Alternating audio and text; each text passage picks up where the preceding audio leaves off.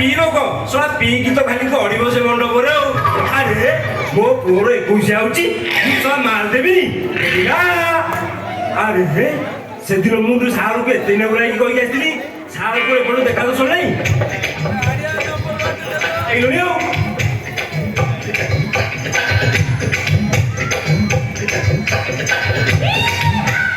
ପ୍ରକୃତରେ ଟୋଟାଲି ଆସିନଥାନ୍ତି ଏ ଧୀରଜ ବାପ ବୋଲି ଆସିବାକୁ କହିଲା। ସାରେ ନମସ୍କାର। ଅତର ଏପର୍ଯ୍ୟନ୍ତ ସେ କଣ ଘରକୁ ଫେରିନି? ନାଇଁ ପରା ଯାହାକୁ ଟାଉଟୁ କରୁଛନ୍ତି ସେ ଶଳା ଏମିତି କହିଲା ନେଲା କି ଅତରକୁ ସାରେ ଆକା ବାବା ବड़ा ଆନନ୍ଦ ଆପଣ ଝିଅକୁ ଆଉ କି ନେଇ ପଡ଼ିଯାଇଛି? ହଁ ଭୟରେ ସେ ରାଣ୍ଡି ଛୁଆ ଯେମିତି ଡଉଲ ଡାଲ ହେଇଥିଲା ଯୋଉ ଶଳାଟି ନେଇଥିବ ତା ଅବସ୍ଥା କର କେତେ ସାରେ ଆଉ ମନ ଦୁଃଖ କରନି, ଯିଏ ଯାଇଛି ସିଏ ଆଉ କଣ ଫେରିବ? ନାଇଁ ଯେ ଇଏ ବାପ ହିସାବରେ ଜାଣି ସେ କୋଉଠୁ ହେଲା କଣ ନାହିଁ ମୁଁ ଜାଣିବି। ହେଲେ ସିଏ ଯେତେବେଳେ ମନକୁ ମନ ଯାଇଛି ତା ମନ ବୁଝିଗଲେ ସେ ବଳେ ବଳେ ଆସିବନି। ହେଇଛି ସାରେ ଶୁଣିଲେ ଆଜି ମୁଁ ଆପଣଙ୍କୁ ଛାଡ଼ିବିନି। ହଁ ଆଜି ଆପଣଙ୍କୁ ମୁଁ ଛାଡ଼ିବିନି। କାଇଁ ତୋ ଛାଡ଼ିବୁନି କାଇଁ ତୋର କଣ ହେଇଛି? ମୋର କଣ ହେଇଛି ମୁଁ ବାପା ହେଇଗଲି ସେ ମା ହେଇଗଲା, ମୁଁ ବାପା ହେଇଗଲି ସେ ମା ହେଇଗଲା। ସାରେ ଆଜି ପରା ମୋ ପୁଅର 21 ଆମ ହଁ ଆଜି ଆମ ଘରେ ଖାଇବେ ପିଇବେ ଟିକେ ରେଷ୍ଟ ଦେବେ ତାପରେ ଯାଇକି ମୁଁ ତମକୁ ସେ ମଙ୍ଗଳାରେ ବ୍ରିଜରେ ବସିକି ଖାଇକି ଆସିବି। 21 କଥା କହିଲାଣି ବାହାଲା କେବେ ବେଲୁନି ଫୁଲିଲା କେବେ ଫାଟିଲା କେବେ ହେଇଛି ସାରେ ଆ ସବୁବେଳେ ଆଡଭାନ୍ସରେ ଏଇଠି ଶୁଭୁଛି ନା? ଏଇଠି ଶୁଭୁଛି?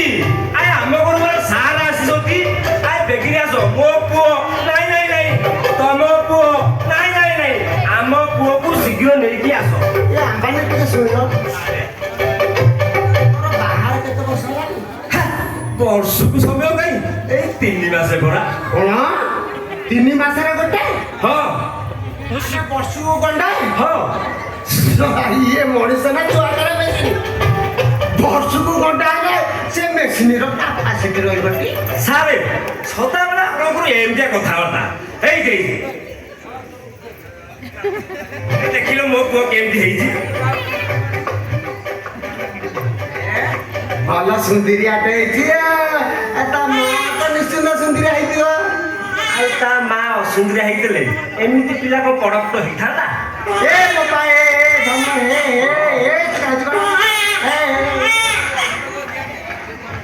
ତୋ ବାପାର ବର୍ଷକୁ ଗଣ୍ଡାଏ ଭାଙ୍ଗି ପାରିବୁ ନା? ପାଣି କୁଆଡୁ ଆସିଲା? ଏ ଛୋଟ ପିଲା ତ ବୁଦ୍ଧି ଦେଇଥିବ ଟିକେ ଆଉ। ହଁ ଛୋଟ ପିଲା ମୁତ କଣ ମୁତ ଚାକି ହେଇଗଲା ତ ହଁ ପାଣି ଗୁଡା ଆସିଲା ଆଉ। ହେଇଛି ସାରେ ଆପଣ ତ ମୋ ପୁଅକୁ ଦେଖିଲେ ମୋ ସ୍ତ୍ରୀକି ଟିକେ ଦେଖୁନାହାନ୍ତି। ନାଇଁ ନାଇଁ ନାଇଁ ସିଆଡକୁ ଜାଣି ଆଉ ନାଇଁ ନାଇଁ କିଛି ଦବାକୁ ପଡିବ। ନାଇଁ ନାଇଁ ତୁ ଜାଣି ଆରେ ମୁଁ ତ ପିଲାକୁ ଦେଖିବା ପରେ ମୁଁ ଜାଣିଛି ଯେ ମା ତା କେତେ ସୁନ୍ଦର ଦେଖିବି କଣ। ହେଇଛି ସାରେ ଆପଣ ଆସିଲେ ମୋ ସ୍ତ୍ରୀକି ଟିକେ ନ ଦେଖିକି ଗଲେ ମୋ ମନଟା ଭାରି କଷ୍ଟ ହବନି? ଏ ଆସ ହେଇଛି ସାରେ ମୋ ସ୍ତ୍ରୀକି ଟିକେ ଦେଖ। ଗୋଟେ ଜବରଦସ୍ତିଆ ପିଲାଟା କଥାଟା ବୁଝିବନି ଆଉ କହିବନି ଟିକେ ଦେଖିଆ।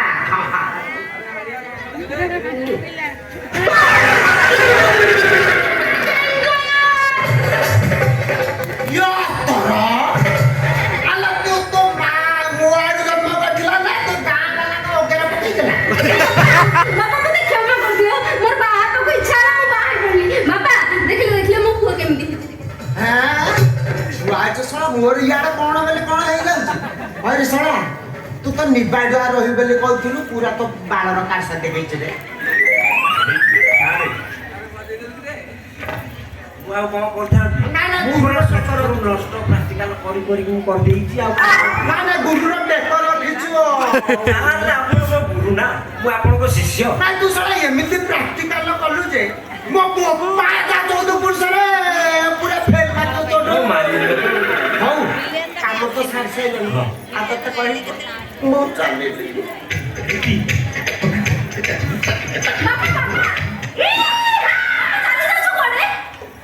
ଆଉ କୁଆଡ଼େ ଯିବି ଗୋରୁଟା ସିଆଡ଼େ ବନ୍ଧା ହେଇଥିଲା ତା କଥା ବୁଝିବି ଆଉ ରାନ୍ଧିକି ଖାଇବି ଆଉ ତା ତୁ ତ ବେଲୁନ ଫଟାଇକି ଏଟା ଅଛି ମୁଁ ଆଉ କଣ କରିବି?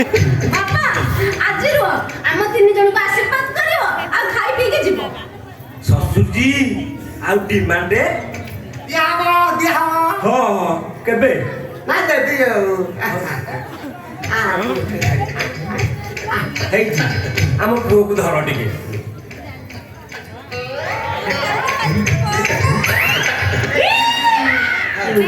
ମୁଁ ଆଶୀର୍ବାଦ ହଁ ମୁଁ ପୁଅକୁ ଟିକେ ଶୁଆଇ ଦିଏ ମୁଁ ଆଶୀର୍ବାଦ ଦେବି ଦିଅ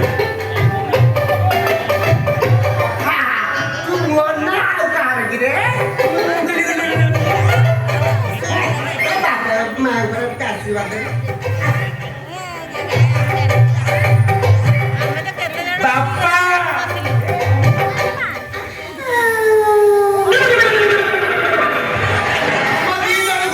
ଆଶୀର୍ବାଦ ଦଉଛି ବର୍ଷକୁ ଗଣ୍ଡା ହେଲେ 10 ବର୍ଷ ହେଲେ 40